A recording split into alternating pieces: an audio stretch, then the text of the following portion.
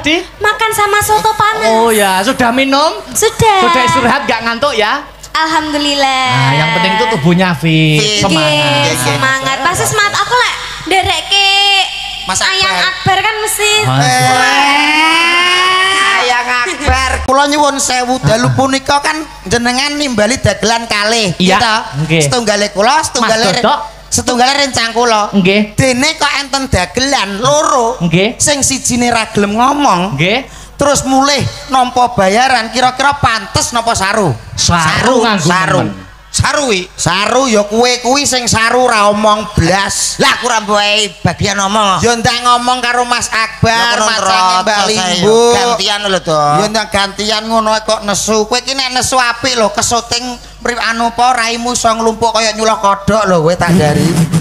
Anggo rai mecer-mecer dodol lipite. Nggih, wilujeng dalu. Wilujeng dalu. Mas Akbar wau dugi mriki jam pinten? Kula bibar isak sampun. Mboten Jawa ta mriki? Oh, alhamdulillah terang benderang. Terang benderang. Niki lho sing dikarepke terang benderang, merdamel nggih penak. Betul. Iya penak di siang wau hujan sebentar tapi malam terang. Terang. Alhamdulillah niki berkah barokah kanggo wayangan dalu punika. Nggo ngriku nggo. Lho nyapa to, Mas? Wis aku gak ndah to.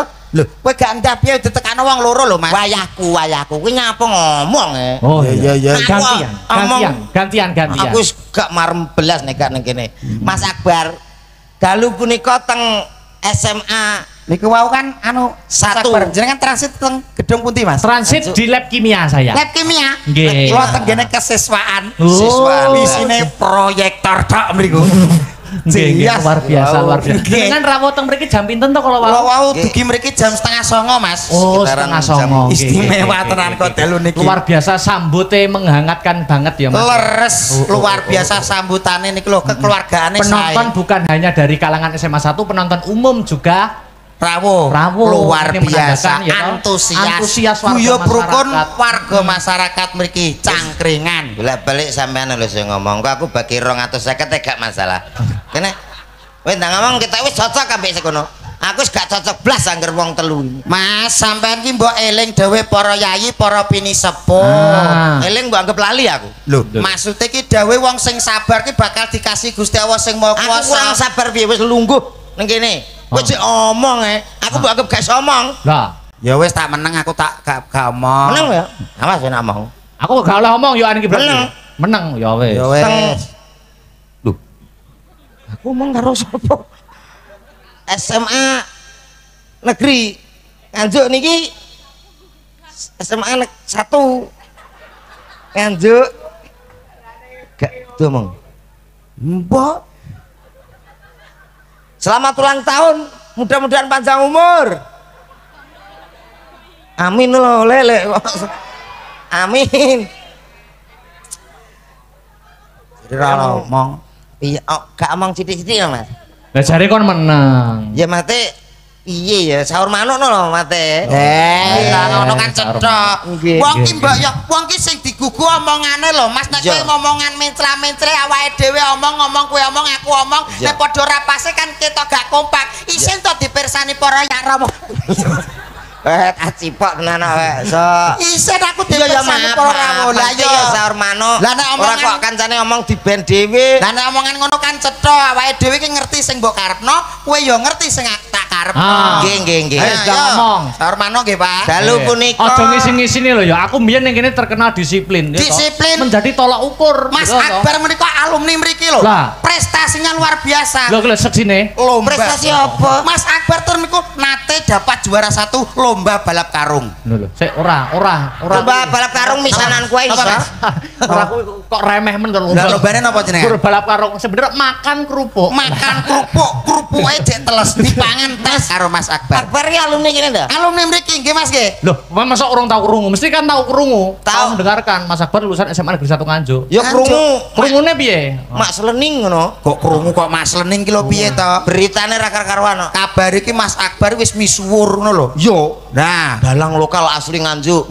SMA 1. Ora nek keterangane ngono. Lah piye keterangane? Dalang lokal SMA anu dari Nganjuk. Ngetengi bocah. Lho kok ngetengi bocah piye to iki? mempunyai prestasi yang bagus dalam ini pagelaran ini live streaming loh ya. Live streaming gue loh. Tembung sak kecat tindak sak pecah kudu ditoto. Tanggung jawab. Aku gak melono to, aku karek maca wong ki surat kabar kok. Kabar. Surat kabar Mas. Aku maca tok. Kok iso ngono ki kalau arti mencemarkan nama baik. Mencemarkan. Lah seperti malam hari ini nggih. SMA 1 kok nglairke dalang jenengan. Ini termasuk kecewa. Lho kok aduh ngeten iki saya kuwanen. Kowe kualat kowe dalang dituwono lho Mas. Omonganmu iki kelebu ngabangne kuping kuningne untu lho. Ayo engko ngabangne kuping. Ayo ora tau sikatan. Maksudnya iki tegese emosi. Gawe emosi sing are mau inallah ma'asabirin. Ya. Termasuk mengecewakan kenapa? Kenapa menghasilkan alumni yang bisanya cuma ngadep tebok tok menenge sapa sing aku ya iso. Mas ki ora minangka madhep debok tok lho Mas. Apa? Meragakno wayang, lakokno wayang ki angel lho. Alah nganggo kaset. Kaset kena. Dalangi angel. Dalang kira gampang. Durasinya itu standar 6 jam. Pucuk rambut nganti jempol sikil ora leren. Obah kabeh. Meripat go nyawang kahanan, kuping go ngrungokne gamelan, ya toh? Lambe go omong-omongan wayang, tangan go ngobane wayang, sikil go ngeprak. Kene go ngempet nguyuh. Ayo. Wis suwengi lho kuwi. Jere diselang. Itu dengan kata lain berarti sampean mengatakan kalau dalang paling penting di sini malam ini. Ayo no. Sing utama tuh dalang karena wayang itu yang menjalankan adalah dalang. Benere wae wis pagelaran wayang kulit berarti utamane dalang. Lambemu lho kaya cucuk besi kowe iki. Ateges. Piye tegese? Aku gak percaya ngono. Lho kok iso ora percaya lho? Ana sing luwih penting meneh. Sing luwih penting daripada dalange apa? Wayange. Pama sampean teko wong tok mbesakno klaras ngono piye? Godhong gedang garing. Nggih, Mas. Penting wayange jenengan sing penting wayange mulai pagelaran wayang. Dadi umpama ora nek sampean wayang tok dincep-cepno, kae gelar wayang. Wis ngono. Oh. Aku adalah Siva. Bantahan to lek do, Pak Bodok. Apa iso ora nutut? Apa ora nutut piye? Kene berpendidikan jare Mas. Wis penting dhewe wayang kuwi. Yo penting no pagelaran wayang e. Nyuwun sewu Mas, enek dalang enek wayang. Sing penting kuwi enek son. Nek enek sone, dalange ape muni dibesiki. Son ki penting. Ngono? Yo ora iso. Bener ora iso. Sing penting yo apa? Sing nanggap. Lho, enek son nggawa wayang ape keliling wek tawa. Wayang, Pak. Wayang. Malah kaya bakul wayang ya. Dodolan wayang to. Mula menika matur nuwun kalian Bapak Ku Geruk. Ku Geruk tak tapuk pisan. Jare mbok kon saur mano mau. Maksudnya ki ya ditututi lah. Kowe ngerti apa gak? Piye teng SMA 1 nganjuk niki. Bapak kepala sekolahe luar biasa. Wah, luar biasa. Menika Bapak DRS Muhammad Azab MPD. Kol-kolah kubro. Lah aku nek gak tak fase-faseno wae masa depanku ra cair iki kok. Ambo gawe-gawe ya malah ora sing ora tak gawe-gawe Bapak DRS Muhammad Azab MPD. Nggih ta Mas Leres dawuh leres. Nggih. Apal nggih? Nggih apal to wong piantun. Niki wilujeng dalu Pak Azab. Lho menika. Allah paling lagi ki mau. Kok lagi ki mau piye to? Lah aku oh wis wis kenal dekat, sangat dekat sekali. Wis saking dekatnya saya tahu kebiasaan Pak Asop. Kebiasaannya Pak Asop apa? Wis akrab kali Pak Asop. Akrab. Pak Asop iki kebiasaannya apa? Sering ngobrol, sering jagong. Berarti wis paham kebiasaan sehari-hari iki. Insyaallah. Kebiasaannya napa menika? Pak Asop iki sering ngene. Piye? Sampeyan tak omongi ya. Sampeyan tak kandhani ya. Apa yo iya lho? Wis gak suka aku. Ki kepala sekolah apa Pak No to jare? Napa nggih ta Bu? Piye ta takon aku ora percaya. Lho ngopi bareng to. Oh, Pak Sop sering. Kebiasaane piye mau? Sampeyan tak kandhani ya. Iya kan ngene iki lho. Laras Bu. Nggih ta? Lho kuwi kok itu sepuntene lho Mas tibae sampean orang dekatnya Pak Asop. Nggih sepuntene. Lah Pak Asop niku kula iki atase anu pernah Pak D kula. Oh. Kali Pak Asop. Duh, mboten Pak Asop anu nimbali kula Pak D. Oh, kowe kok aji men dina iki. Lah kowe lho pernah apa percaya? Gak. Lah aku yo gak. Aku kan mau lho mlebu bingung lho. Bingungnya apa? Anu takok. cuantik lho. Piye? Anu jenengan guru sekri Bu. Mboten kula kebon ngono. Mereka Pak aku nungguri nek. Kebone kok akeh aku ngono. Siji. Tiyang kakung tak takone. Jenengan guru ngriki Pak. Mboten kula kebon Pak. Kebon nek iki aku ngono. Uripal sampai teko kamar mandi. Nah iki jelas guru ya. Petuk wong kene. Kebon meneh. Lagi kumpulan kebon trak iki aku kumpulan. Ya ora mangkono wong kowe urung tepak sing mau takoki kok sing nek wis tepak ya niku gurune. Nggih. Ulang tahun SMA Negeri 1 Nganjuk yang ke-42. 42. Mudah-mudahan saya doakan di ulang tahun yang ke-42 SMA Negeri 1 Nganjuk lebih baik, lebih maju untuk melahirkan prestasi-prestasi anak bangsa, putra-putrinya. Amin. Mudah-mudahan tambah maju terus. Amin. Sumber daya manusianya, guru-gurunya nggih berprestasi juga. Amin. Berpendidikan tinggi, mempunyai SDM yang istimewa yang luar biasa. Pun toh Bapak Ibu nek sekolah mboten tentu langsung teng mriki insyaallah berprestasi unggul juara teng mriki. Oh negeri sudah terakreditasi kok. Jenengan ngerti enggak? Ini dibangun tahun berapa SMA? Ra ngerti. Lho, kowe kok modele kok ngiku dalange lho. Lah terus alumni kene. Alumni mriki Mas Akbar. Alumni SMA Negeri 1. Berarti paham dong SMA. Lulusan 2019. 2019 kadon aku kira kayak aku. Kowe tahun gajah no kok. Nah, tahun berapa ini dibangun? Loh. Sekarang ngerti. Tahun 1900. Alah.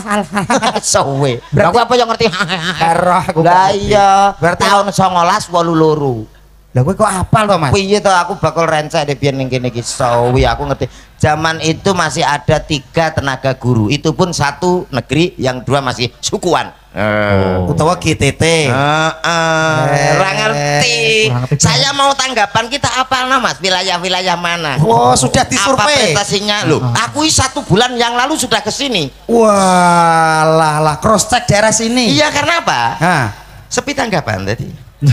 Aku sepi tanggapan iso tekan kene. Tapi kan di sini luar biasa kebersihane, Mas. Ya toh, kebersihane sing jaga ya luar biasa. Iya. Kowe ngerti toh penjagane? Ora. Loh, penjagane iki juga punya titel. Mosok penjaga Febri Eskom.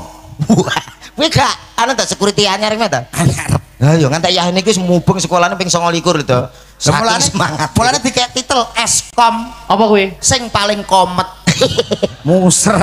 Ya tadi sekolahan ki rasa pasang CCTV aman wis kan. Aman. Mubeng terus kok ya. Beng, niki awake dhewe teng mriki. Nggih. Niki sing kepareng rawuh nggih kathah. Nggih niki wau laporan asal laporan Pak Panito, Pak Tatit nggih kepareng rawuh. Oh, nggih. Beliau yang terhormat. Pak Panito Exindo. Loh, kok ngerti neh toh? Apa? Loh, 1 bulan sebelumnya saya ke sini, Mas. Survei ke sini ya? Iya, karena sepi. Jadi apa-apa kok ngerti toh? Loh, ngerti toh, Pak. Panito. Beliaunya yang mempunyai hotel yang terbesar bintang 5 di Nganjuk. Wow, lah kowe kok ya awas sepurane lho, Mas. Tiba-tiba kowe wong penting to ning kene. Piye to Pak Aso, Pak Panito? Lho. Kanca? Gak jane. Iki tarumono tenanan kok.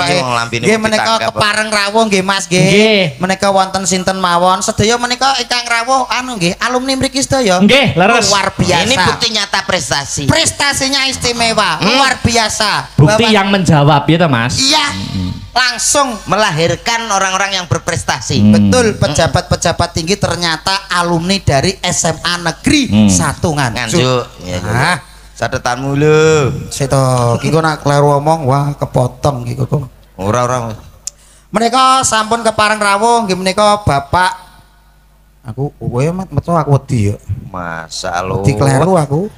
Nggih menika Bapak Kolonel Waris Arul Nugroho. Sembah nuwun Bapak. Wilujeng dalu Bapak. Oh, menika nyanyiipun. Wonten Bapak Panito, enggak mau Pak Direktur Exindo 57. Nggih, wilujeng dalu Bapak. Bapak Tatit Ketua DPRD Kabupaten Nganjuk, tepuk tangan terima kasih. Sembah nuwun rawuhipun. Beliaunya adalah contoh alumni dari SMA Negeri 1 Nganjuk.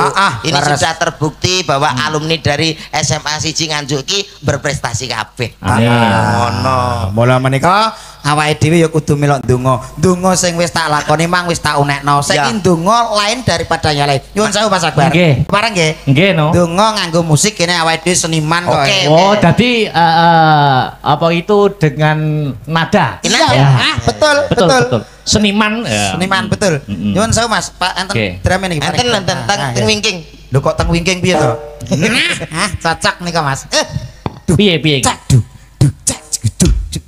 Nah, niki lho Mas.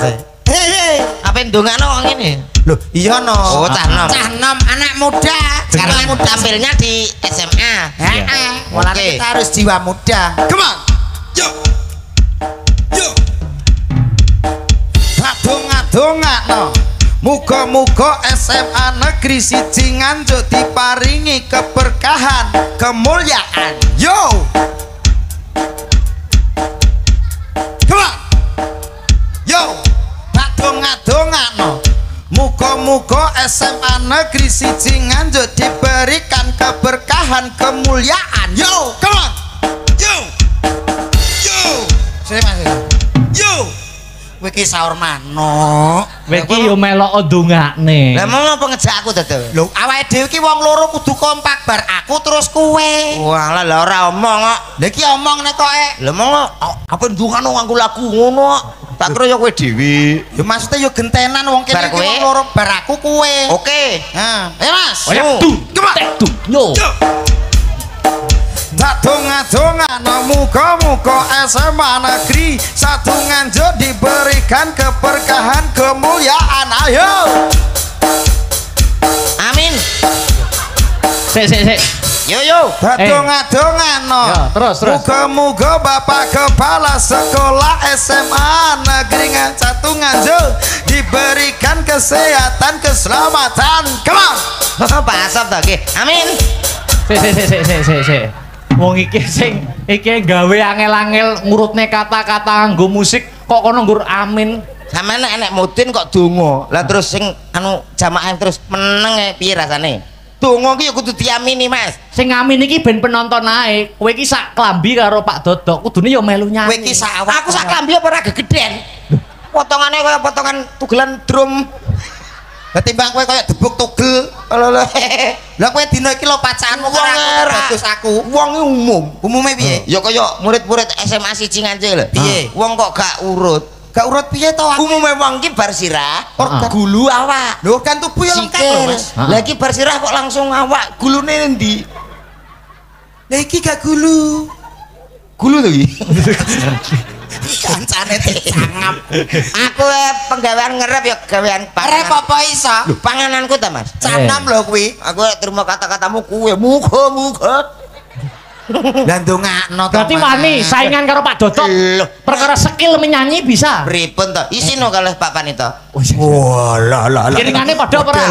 Ya. Sami lho. Sami. Yo, rada kalem sithik, Mas. Siapa dia? Mas. Oke. Selamat malam, Dek Nika. Selamat malam, Aan. Maaf Bapak Ibu, rezeki anak soleh. Baim bersyukur Bapak Ibu. Mbak Kumbahan Baim. Dek Niken gimana kabarnya, Dek? Alhamdulillah aku baik loh Kang Mas. Ya Allah, tadi sampai sini jam berapa, Dek? Aku tadi sampai sini bareng mbak sampeyan ngono loh. Jam 8:30 ya kita ya. Iya, tadi aku juga jam 8:30. Iya ya Allah, kok semakin lama semakin kurus, semakin membodi nih loh, bodinya yang six pack ini Habis loh. mama Pak sama papa aku ngasih aku konsentrat terus sih. Kamu kan sapi. Konsentrat itu apa? Pakan sapi. Penggemukan Halo sapi. Niken. Oh begitu ya. Iya, saya enggak oh. sendiri. Oh enggak sendiri, sama Itu siapa? Sama temen aku. Oh, yang mana? Itu di belakang Halo kamu. Niken. Selamat malam Dek Niken, selamat malam. Ya ampun. Selamat malam Mas Apa kabar ya Akbar? Ya ampun. ampun. Gimana? Emah. Ya Luar biasa, aduh rong tahun jomblo rasanya Sudah enak. dalang iki yo golek kesempatan. Lah iya piye to aku gak uman ubet belah. Mas Akbar tadi udah makan? Oh sudah. Oh sudah. Nasinya enak. Nasinya enak. Iya. Ya ampun. Di sana tadi sudah di sana prasmanan minum soto. luar biasa Luar enak ya biasa. sotonya ya. Enak sekali. Panas loh, Mau. Iya betul. Cek panas teman. Ayo, tadi makan apa tadi? Makan sama soto panas. Oh ya, sudah minum? Sudah. Sudah istirahat gak ngantuk ya? Alhamdulillah. Nah, yang penting itu tubuhnya fit, semangat. Semangat. Pasti semangat aku lah. Derek ke Mas Ayang Akbar. Akbar kan mesti. Ayang Akbar gak suka aku. Ya Mas Teki kan Mas Akbar tapi ki sayang sebagai Mas. Lah, Mas. Tak kira to emas. Tiba emas. Deni Ken. Nggih. Apa kabar? Terus sampean gimana nama apa ya? Dalam kula wau alhamdulillah nggih betok kendaraan piyambak. Oh, Sampeyan numpak kol. kok kol to dam truk. Kol itu mobil. Lah pakai mobil kol iki kol ngernet kuwi itu tuh kok iki. Bukan, kol itu mobil. Kamu tadi ya naik mobil ya? Iya, aku naik mobil. Lu, kamu diantar siapa? Gue diantar sama memek gue. mama. Iya, mama gue. Cek cilik malah omongan ini barang. Jakarta. Bukan, karena kemarin gue habis dari Bali. Oh ya, bahasa kekinian ya. Kamu pasti di Jakarta kamu ke blaso-blaso ya? Keblasok itu apa? Maksudnya kesasar no lo? Kesasar. Ya nggak apa-apa. Kamu Iya. jaga kesehatan, jangan terlalu Iya, banyak kerja. kamu juga ya Iya. harus banyak minum vitamin, jangan Iya. kecapekan. Kamu bagaimana? Nanti kalau kamu capek, Kamu aku sehat ya? pijitin. Sehat. Aku juga sehat nih. Habis gimana sih tadi Pak Asep juga mekas sih? Pesen kok mekas. Lo sama anakku ada? Iya. Aku mau mandi ya. Ngene lho kowe tak gelene gandengan. Nyapa? Aku kan ben nikah. Iki lho dhewe sik. Kene lah nyuwun sewu, Bu. Gelene gandengan. Hei, ojo ngawur. Dodo iki mesti ngono so. Ora apa-apa nggo gandengan tok kok. Lah nyapa kok pilihane kok terus rono lho. Lah kok iya apa ora? Ya ora imbang no. Wis suka apa gak ngono kuwi? Dang. Suka apa ora we? Paling tidak Suka apa ora? suka piye to keadaan kaya ngene ora suka ya. Iya. Karek kuno iki suka apa ora? Ditakoki to. Takoki. Apakah kok cicil dah? Fitrah awalnya dari mata turun ke hati. Oh, bareng ini ceblok. Ceblok. Asik. Pasti nanti insya Allah cinta sama kamu. Oh, suka aku. Suka aku. Padahal tenan goblokmu bocah iki. Kayak rok lo goblok. Gak usah cengengesan. Sing cengengesan sebab maksudnya suwi gak tau ketemu lho Dik. Mana ini maju, rasa kok sok wong lanang ki pilih tanding Mas. Terus pilih tanding tapi ora usah dikira-kira. Ini contoh yang tidak baik karena kita tampil di SMA. Malam ini kan kita harus menghibur. Tuh. Buk ini no. Ora usah cengengesan. Syukur wes seneni we. Mudar. Maksudnya gini, Mbak. Kayak kenalan ambek arek wedok kuwi sing apik. Ora usah konokane dijok-jok nek Lah. kuwi ki arepe nyapo. Gak krungu. Gak krungu Aja dijak-jakno. Kowe wong lanang pilih tanding Mas. Kaya Mas Dodok ngono kae kenalan nek apik. Sopan. Sopan. Lah kok wayahmu ki kenal kok ngene-ngene iki nyapa Lah iki jenenge? itu lato-lato kuwi. Kok iso lato-lato ki urusane apa? Lah siki viral Kowe kuwi. kira duwe lato-lato ngomong lato-lato. Mohon maaf ya, Dik. Nggih. Memang teman aku seperti Kata. itu. Gak sopan. Enggak sopan ya. Kok kamu aja sih? Ya habis gimana sih karena dia itu kasihan hidupnya. Dia itu lahir cengar itu digondol kirik. Aku kasihan gitu. sebenarnya sama dia. Apa enak bahasa Indo? Bahasa Jakarta Kirik. kok kirik. Lah kirik ki asu loh. Itu injing. Anjing. Katanya nemu di sampah ya. Iya. Aku kok ino lho. Kok sing digowo asu sing nang jero sampah. Coba karo asline aku. Mas Dodok. Gimana? Dajal. Rayunan nganggo musik ngono lho. Iya. Apa isu? Satu iso. Satu lagu buat kamu. Ya, ngene Dengan Iya, lagu ini mudah-mudahan tunjuk skill. hati kamu bisa cerah, pikiranmu bisa jernih. Pasti dong. Lah itu kono sunlight podo ae ubek. Ini kan Nggih. memang orang sirik itu tanda tak mampu Iya, mesti dia tuh iri. dan orang ketiga itu adalah setan. Maaf bener. 1 2. Aku berarti. Setan aku. Lah kowe rumangsa setan apa ora? Nyek iki lampor ya. Lampor Banaspati. Nyuwun sewu Mas kuncine C Mas. C. Wah, Ngapale ket lahir ya cetok. Cedok. Ya ampun Mas Dadak, suaranya bagus sekali loh. Nih kan. Kamu kok tahu toh? Aku baru nyanyi dalam hati, kamu sudah merasakan. Iya karena kan hatiku sama hatimu kan menyatu. Aku suka. Bintang. Aku Senopati Negara Ngalengka. Kekasihku Raden Kumbakarna. Sugih kendel Bondowani. Kowe nyebratake para wanara nganti kendang kapracondang. Apa abamu? Kowe dian serep nyawamu. Maja kepara ngarsa tak lokke sak dosamu. Geget siung pengapit bialiaran kowe.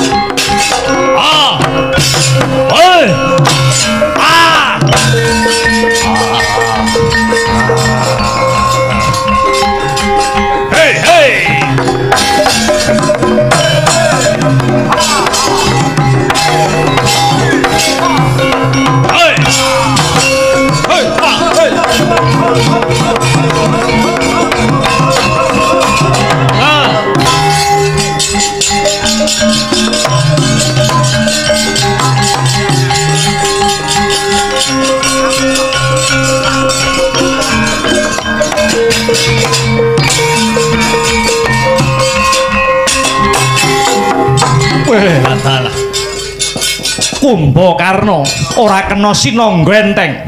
Dadi atur sinuwun Rama Wijaya.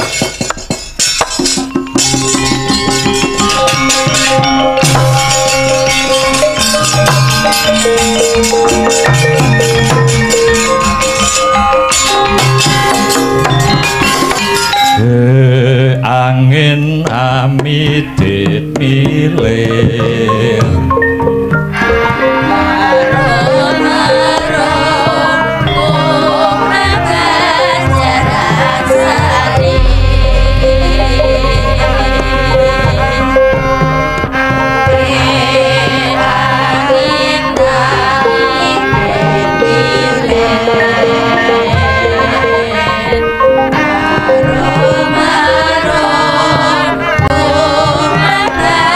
Jarak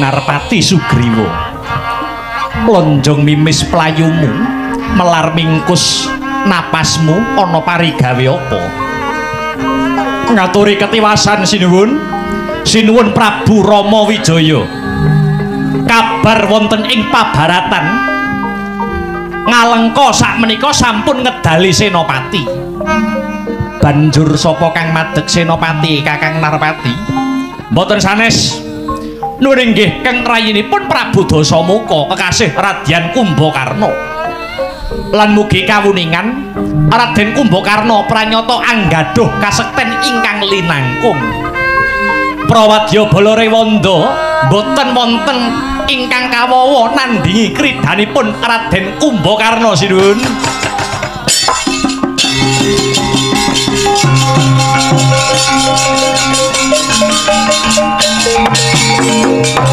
Trotyas wuyung mulat gandanyarum hangrarucit nala linalitan bangkit lali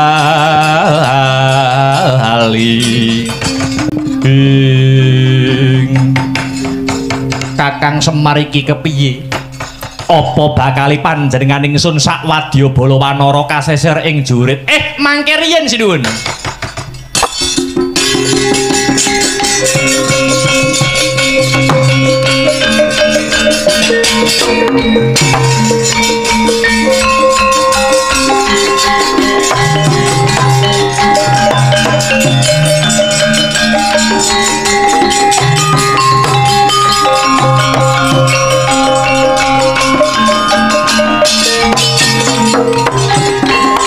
ampun kuwatos sing penggalih sak dhuwur-dhuwure langit menika taksih wonten langit sak sekti-sektine jalma manungsa mesti duwe pengapesan banjur aku kudu kepiye Kiai Semar panjenengan perintah dhateng Raden Gunawan Wibisana kinenandingi kasektening Kumbakarna Wibisana niku adine si Kumbakarna mesti adine sampun ngertos papan pengapesanipun kakange sumangga kula aturi perintah si Gunawan Wibisana madeg dados senopati ngadepi senopati Ngalengka si Kumbakarna yen pancen kaya mangkono Kakang aja kesuwen timbalana Gunawan Wibisana marak seba marang panjenengan ingsun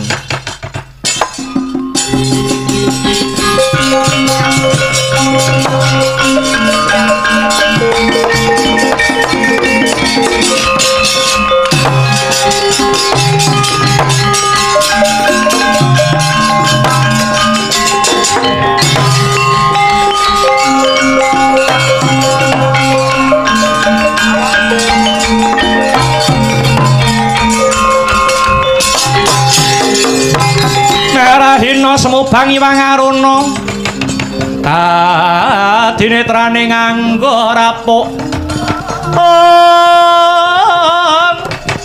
sabdaning kukila ringkane goro sageter kini donganing kunglir wuwu sing pinepanco ing Wibisana kawruhana kanggo srana mbuktekke setya bektimu marang panjenengan ingsun eling-eling jeneng sira Puruhita marang barisanku mula ketokna labuh darmamu ketokna labuh bektimu marang panjenengan ingsun duh sinuwun lajeng sarana kados pundi ingkang kedah kula tempuh madeka dadi senopati adepana senopati Ngalengka si Kumbakarna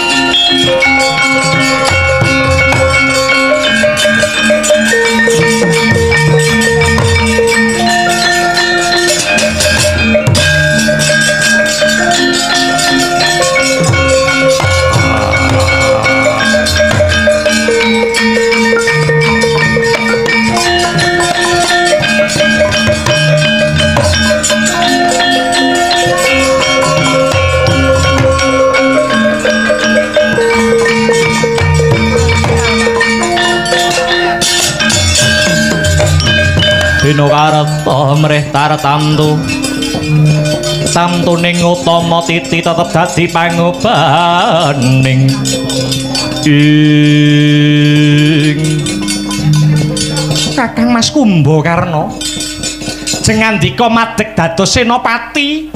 Aku madeg dadi senopati Gunawan Wibisana. Duh Kakang, pranyata Kakang Mas ngoncati janjinipun Kakang Mas piyambak. Sekawit babar pisan boten kepareng dados senopati, boten badhe nyenopateni Kakang Dasamuka. Nanging kenang apa sakniki Kakang Dasamuka? Perintah dhateng Paduka supados dados senopati Paduka mbela kamurkanipun Kakang Prabu Dasamuka. Duh Kakang Mas Gunawan kados pundi? Ora teges aku mbelani angkara murkane Kakang Rahwana. Lho, lah bukti nyatanipun mekaten. Barisan Wanara bubar mawut. Tegesipun menika kecoh dinilat malih. Paduka kedah enget. Rama Wijaya menika titisipun Sang Hyang Wisnu dewaning kabagyan kang sarta katentreman. Kowe aja landhep dengkul pamikirmu. Aku maju palagan ora niat perang pupuh karo Prabu Rama. Kapindho ora bakal belani Kakang Dasamuka kang sasar susur bebudene. Mulane aku kudu belani bumi wutah getihku nganti tetesing ludira kang pungkasan. Mergo aku ora narimakake Gunawan. Aku ora trima para wanara kang wanuh wani ngobong astana Mangliyawa. Mongko kuwi biyen pesareane para leluhur-leluhur ing Alengka. Aku ora trima. Wis cetha ngiglo kang tanpa warana, para kethek wani ngidak bumi Ngalengka sak leluhur-leluhur Ngalengka. Duh Kakang Mas, sak ngertos kula niku mboten wonten wanara ingkang wanuh wani ngobong astana Mangliyawa. Sawangen dhewe kae, sawangen. Astana Mangliyawa wis kobar ludes keles dadi awu. Aku ora trima Gunawan. Ngalengka didak-idak karo para munyuk. Kumbakarna rumangsa urip ana bumi Ngalengka. Aku kudu bisa njunjung leluhur-leluhurku Ngalengka. Ngalengka sak leluhure bakal tak belani nganti tetesing getihku kang pungkasan Gunawan.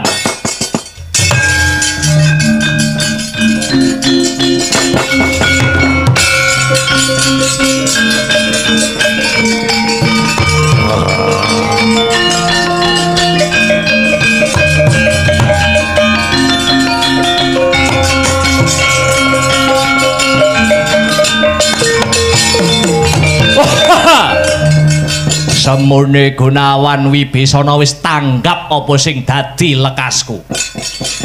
Para wanara, ayo maju kelakon tak remet dadi kelalaring epek-epek kowe.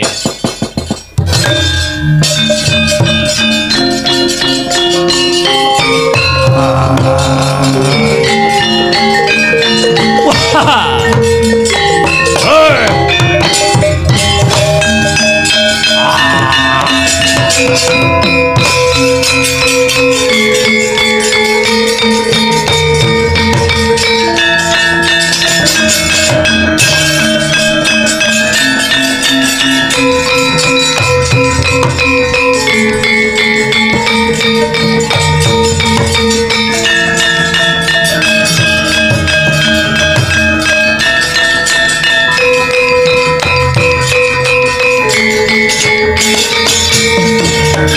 Lang-lang indriya mangu mangunggung kanduhan rimang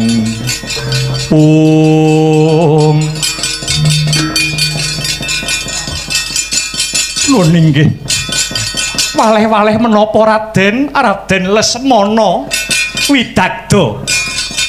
Kowe mlayu-mlayu gawe kaget ana apa Gunawan Wibisana merepeki nemoni marang Lesmana Widagda. Nuwun inggih kula nampi dawuh saking ngarsanipun Sinuwun Rama Wijaya. Kinen dados rana pejahipun Senopati Ngalengka ingkang kasarira Kakang Kumbakarna. Kamangka kula mangertos piyambak bilih pengapesanipun Kakang Kumbakarna kalian satriya ingkang suci lahir batinipun. Tur nggih nglampahi wadat tegese wadat Sajeke urip mboten badhe apalakrama gepok senggol kalian wanita. Inggih namung paduka Raden Lesmana Widagda ingkang saged anyarira jejibahan menika. Kakang Kumbakarna sampun samapta ing gati sawegoing diri. Kula aturi nglepasi jemparing supados enggal sumisih pedhot kamurkan menika Raden.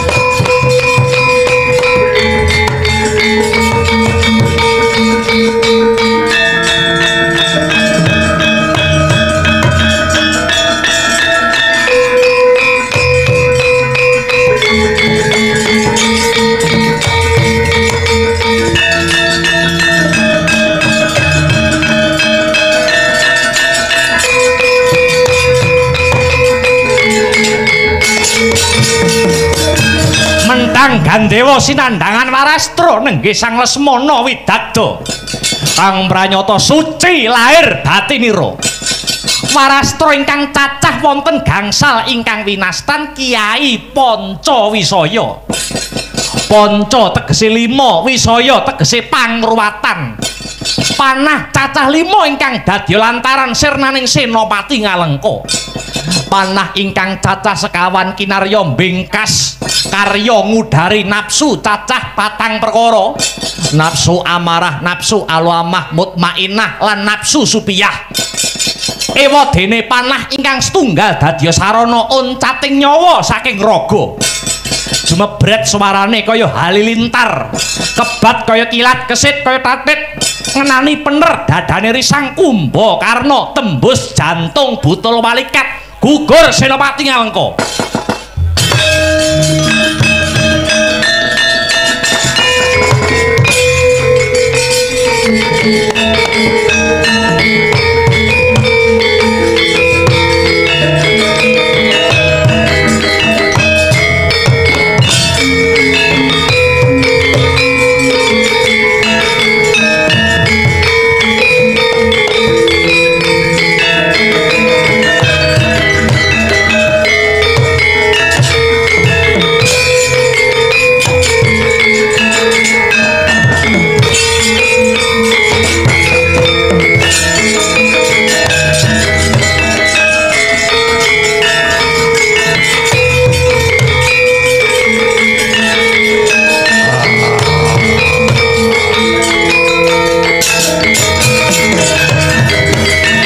Ayo Gunawan Wibisana, yen pancen kowe dikongkon karo Prabu Rama Wijaya dadi senopati, ayo adepana aku kakangmu Kumbakarna. Wah!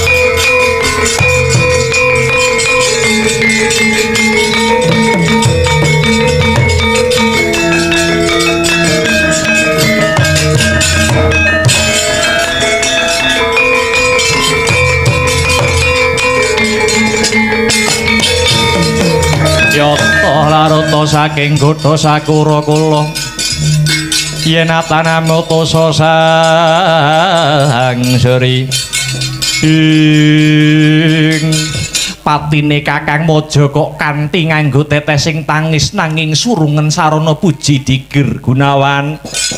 Panjenengan ingsun wis mangerteni yen Kakangmu Kumbakarna madeg dadi senopati ora mbelani kanestaning Dasamuka nanging belani bumi kelairane. Pranyata niat kang suci iki bakal dicatet kelawan sejarah yen to Kakangmu Kumbakarna wenang den paringi gelar kusumaning negara. Gunawan.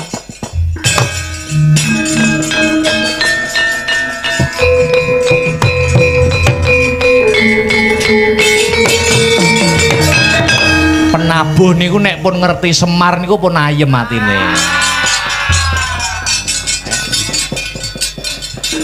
Guguring Sang Kusuma Negara Raden Kumbakarna mratandani rampung gelaring ringgit sedalu natas menika. Bilih wonten tembung sak kecap tindak sak pecak ingkang klentu kula sak rombongan nyuwun agunging samudra pangaksami. Sak sampunipun ringgitan mugi-mugi SMA Negeri 1 Nganjuk sageta langkung kuncara hanjayeng bawana semasaku alma materku bersatu bermutu nomor 1.